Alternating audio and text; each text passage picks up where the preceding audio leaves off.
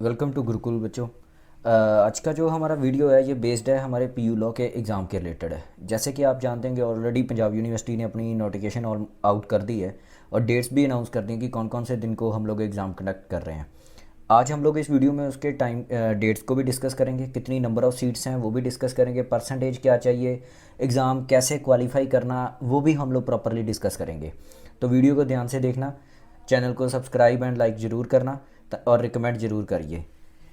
शुरू करते हैं फर्स्ट पेज से। जैसे हमारे पास अभी हम लोग बता देते हैं, ऑलरेडी हम लोगों ने अपने सेशंस भी शुरू कर दिए हैं पंजाब यूनिवर्सिटी के एंट्रेंसेस के लिए, चाहे वो 5 ईयर लॉ है चाहे 3 ईयर लॉ है। इन एग्ज़ाम्स में हम लोग जो ऑनलाइन एंड ऑफलाइन दोनों ही पैटर्न लेके चल रहे हैं। अगर जो बच्चे ऑनलाइन ज्वाइन करना चाहते हैं ऑनलाइन ज्वाइन कर सकते हैं, ऑफलाइन ऑफलाइन के लिए भी ऑप्शन हैं। ये लास्ट ईयर के रिजल्ट्स हैं 2022 के। First counselling with in 1 month हम लोगों ने रिजल्ट्स निकाले थे पंजाब यूनिवर्सिटी के लिए। ये एक्चुअली हम लोग ओनली पीयू लॉ में ही डील करते हैं। जो भी बच्चे हमारे पास अगर कोचिंग के लिए अप्रोच करते हैं तो ये ध्यान रहे कि हमारा वो सिस्टम नहीं होता कि क्लैट के साथ ही कंबाइंड करते हैं, जहाँ डी यू अदर एग्ज़ाम सबको इकट्ठा ही करते हैं। सभी का सिलेबस अलग अलग है, तो बच्चे उसी के अकॉर्डिंग ही हम लोगों को पढ़ना पड़ेगा। अब डेट्स की बात करते हैं, एग्ज़ाम डेट्स की। जैसे कि पंजाब यूनिवर्सिटी ने अपनी इस साल का अपना आउट कर दिया है 2023 एंड 2024 के लिए डेट्स। पंजाब यूनिवर्सिटी की अगर हम लोग बात करें तो P U CET UG courses के जो स्टूडेंट्स हैं, जैसे जो बीएससी वगैरह में एंट्रेंस एग्ज़ाम देना चाहते हैं पंजाब यूनिवर्सिटी का, उनके पास बहुत ही लिमिटेड टाइम होगा। कारण क्योंकि ऑलमोस्ट कई बच्चों के 28-29 तारीख को पेपर ख़त्म हो रहे हैं और 16 अप्रैल को उनका एग्ज़ाम है, यानी 28 या 29 मार्च को आपके एग्ज़ाम ख़त्म हो रहे हैं और 16 अप्रैल को आपके पास एग्ज़ाम है। तो इट मीन्स ओनली 14-15 दिन ही आपके पास मिल रहे हैं। तो यहाँ पे थोड़ा सा उन लोगों को थोड़े ज़्यादा एफर्ट्स करने पड़ेंगे। वहीं P U B A L L B 5 year की अगर हम लोग इंटीग्रेटेड कोर्स की बात करें तो उनके पास फिर भी हमारे पास 29-30 डेज़ हमारे पास मिल रहे हैं प्रोबेशन के लिए, और ये ठीक है, सफिशिएंट है। लास्ट ईयर जैसे मैंने बताया, लास्ट ईयर भी ऐसे ही स्टूडेंट्स लास्ट में आए थे, ये तमन्ना एंड वरुण एंड और भी स्टूडेंट थे, कुछ स्टूडेंट डी यू में चले गए थे।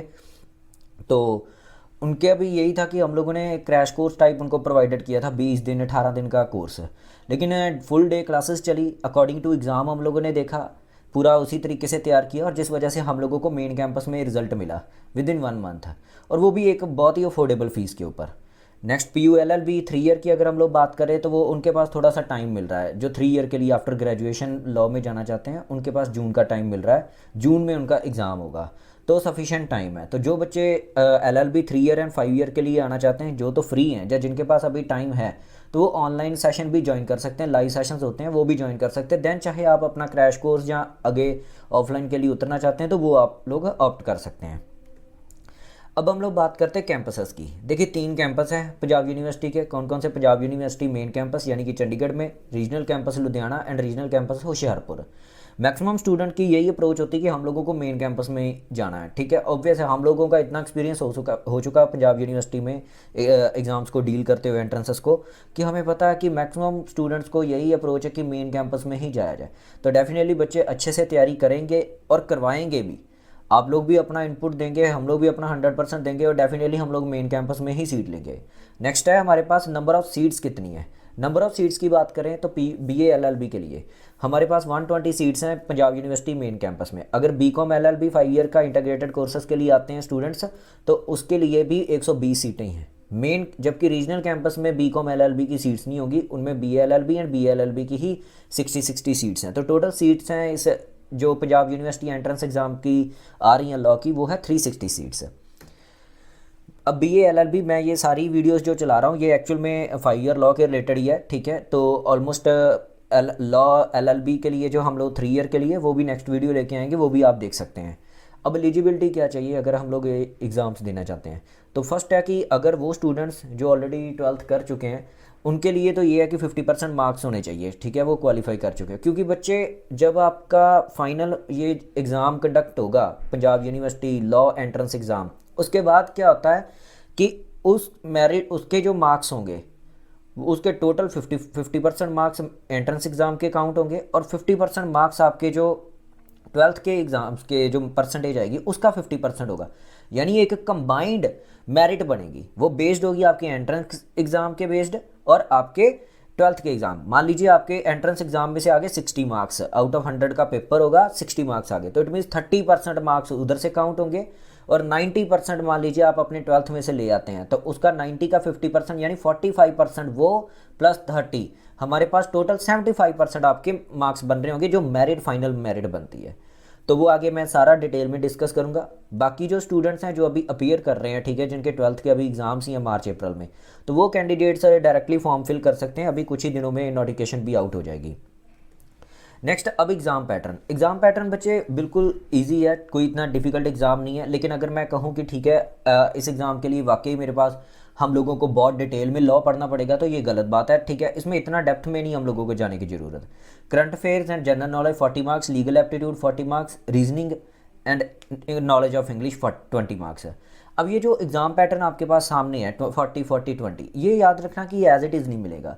ठीक है, हाँ, लीगल एप्टीट्यूड जरूरी नहीं है कि आपके 40 ही क्वेश्चंस आएंगे। ठीक है, 25, 28, 32 मैंने एक डिटेल्ड वीडियो लास्ट 5 ईयर्स का पूरा एनालिसिस डाल रखा है, नीचे मैंने डिस्क्रिप्शन में लिंक भी दिया है, वीडियो के ऊपर कॉर्नर में भी आ रहा है, ये दोनों आप देख सकते हैं, ताकि उसमें से आपको आइडिया हो जाए कि एग्ज़ाम हम लोगों ने तैयारी करनी क्या है। ये 1.5 घंटे का हमारा पेपर होगा, जो कि 3 लैंग्वेजेस में होगा, पंजाबी, हिंदी एंड इंग्लिश, वो तीनों में ही होगा। ऑफलाइन मोड में आपका एग्ज़ाम है। ठीक है, 100 मार्क्स का एग्ज़ाम है, 100 ही क्वेश्चन अटैम्प्ट करने, 50 मैंने जैसे पहले बताया। 100 में से अगर आप सेफ मोड में चलना चाहते हैं तो ये याद रखना 65 प्लस आपके पास मार्क्स होने चाहिए आउट ऑफ 100। क्यों? क्योंकि 20 मार्क्स वाला भी इसमें पास होगा, 21, 22 वाला भी पास होगा, वो डिपेंड करती है मिनिमम कट ऑफ के ऊपर। लेकिन 22, 25 वाले को सीट नहीं मिलेगी, ये कन्फर्म्ड है। इसलिए अपना पहले ही सेफ मोड में रखना, 65 to 70, 75 तक स्कोर लेके आना अपना, अगर आप चाहते हैं आउट ऑफ 100 इस एग्ज़ाम में, अगर आप मेन कैंपस में सीट चाहते हैं तो। अब कुछ सब्जेक्ट्स के रिलेटेड डील कर लेते हैं। लीगल एप्टीट्यूड बच्चे, इसमें हमारे पास जैसे Indian constitution, polity, contract law, then हमारे पास property law, torts, then legal maxims हो गए, ठीक है, टर्म्स होगी, लीगल टर्म्स, ये सारा हमारे पास आएगा। लेकिन इतना डेप्थ में नहीं हम लोगों को जाने की ज़रूरत, क्योंकि मैक्सिमम पोर्शन आपका रहेगा इंडियन कॉन्स्टिट्यूशन के ऊपर ही, इंडियन पॉलिटी के ऊपर मैक्सिमम क्वेश्चंस बनेंगे।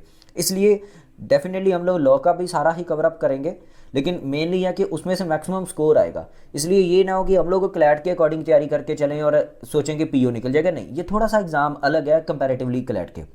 दूसरी, बहुत सारे लोग रिकमेंड करते हैं कि यूनिवर्सल की बुक उठा लो, वो सारी पढ़नी शुरू कर दो। ऑलमोस्ट आपके पास बच्चे 20 डेज़ हैं, 20 डेज़ में वो यूनिवर्सल की बुक पूरी नहीं कवर अप हो पाएगी, वो वैसे भी क्लैट के लिए थी। तो स्पेसिफिक मटेरियल पढ़ना है, जो कि ऑलरेडी गुरुकुल प्रोवाइड कर रहा है आप लोगों को। स्पेसिफिक मटेरियल, स्पेसिफिक हम लोगों को नोट्स बनाने हैं, और उसी के थ्रू हम लोग अपना पेपर निकालेंगे। मैंने बताया कि पहले जो रिजल्ट्स निकाले हम लोग इसी बेस्ड ही निकाले। करंट अफेयर्स, फर्स्ट हमारा करंट अफेयर्स के रिलेटेड अगर हम लोग बात करें तो डेफिनेटली आप लोगों को कहा तो ये जाता है कि 1 ईयर का करंट अफेयर्स आना चाहिए, लेकिन स्पेसिफिक करंट अफेयर्स है। जैसे अगर कोई अमेंडमेंट हो चुकी है, यानी कि लीगल एस्पेक्ट्स के रिलेटेड हमारा करंट अफेयर्स रहेगा, कोई जुडिशरी के रिलेटेड कोई चेंजेस आए हैं, ठीक है, कोई अमेंडमेंट्स आई हैं, तो वो हमारे करंट अफेयर्स बनेंगे।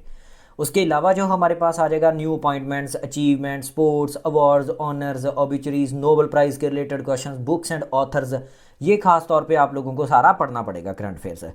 लेकिन स्पेसिफिकली बच्चे, जैसे मैं बार बार यही चीज़ कह रहा हूँ कि इस पेपर को निकालने के लिए ज़्यादा पूरा हम लोगों का ये नहीं है कि पूरे साल का हर कुछ सब कुछ ही पढ़ी जाए, नहीं, ओनली उतना का मटेरियल कीजिए जो आप 1 मंथ, या अगर 1 मंथ का बैच ज्वाइन करते हैं या 1 मंथ का ही टाइम आफ्टर आपके 12th बोर्ड के बाद, तो 1 मंथ के अंदर अंदर कवर अप कर पाएँ।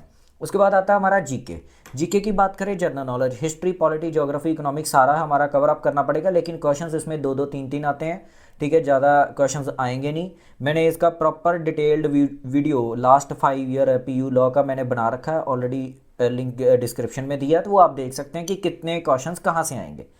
उसके बाद सबसे ज़्यादा इंपॉर्टेंट जहाँ पे पार्ट आता है हमारे पास स्टैटिक जीके में बच्चे मैं एक छोटा सा पार्ट बता देता हूँ। अब आप पीयू लॉ के लिए जा रहे हैं तो इट मीन्स आपको लगेगा कि ठीक है यहाँ पे हमें जनरल साइंस पढ़ने की ज़रूरत नहीं है, नहीं, डेफिनेटली 4 से 5 क्वेश्चन आपके आएंगे, 1-2 फिजिक्स के, बायो के रिलेटेड क्वेश्चन आ जाएगा, यानी अप टू 10th है, जिसको हम लोग जनरल साइंस बोल देते हैं।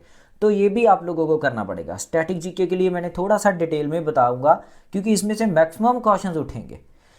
अब यहाँ पे स्टैटिक जीके की अगर हम लोग बात करें, जैसे capital currencies, largest small states, national parks, first in world, dams, folk dances, national symbols हो गए, एनिमल्स, ट्री, यूटीज़, ठीक है, अग्निपथ स्कीम, जो अभी रिसेंटली जो चेंजेस आए हैं, ठीक है, फ्रीडम फाइटर्स ऑफ इंडिया, ठीक है, फंडामेंटल राइट्स, फंडामेंटल ड्यूटीज़, ये सारा ही हम लोगों को कवर अप करना पड़ेगा, जो कि स्टैटिक जीके में हम लोग कवर अप करेंगे। ठीक है, इसके अलावा बच्चे हमारे पास दो सेक्शंस आ जाते हैं। जैसे ये तो हो गया हमारा जीके, यानी कि 70 to 80% एग्जाम्स हमारा इसी चीज़ के ऊपर बेस्ड है। लीगल एप्टीट्यूड का मैं बता दूं, लीगल एप्टीट्यूड में हमारे वही टॉर्ट्स वगैरह ऑलरेडी हम लोगों ने डिस्कस कर लिया है। ठीक है, रीजनिंग में कितने, रीजनिंग में 6 से 7 टॉपिक ही आपने पढ़ने, केवल उससे ज़्यादा आप लोगों को पढ़ने की ज़रूरत नहीं है। Blood relation, coding decoding, alphabetical series, then number series, analogy, इसी के रिलेटेड सिंपल सिंपल से टॉपिक हैं जो 7 से 8 क्वेश्चन एंड स्कोरिंग है, वो आप लोगों ने पढ़ने हैं। एंड लास्ट आपका पार्ट जो रहता है इंग्लिश। इंग्लिश में बच्चे ज़्यादातर आपके synonym, antonyms, phrases, one word substitution, इतना की सिलेबस है। और मैं फिर कह रहा हूँ कि आप ऑलरेडी डिस्क्रिप्शन में लिंक दिया है, पूरा डिटेल्ड आप देखिए कि पढ़ना कैसे है, how to crack PU law exam crack करना कैसे है हम लोगों ने।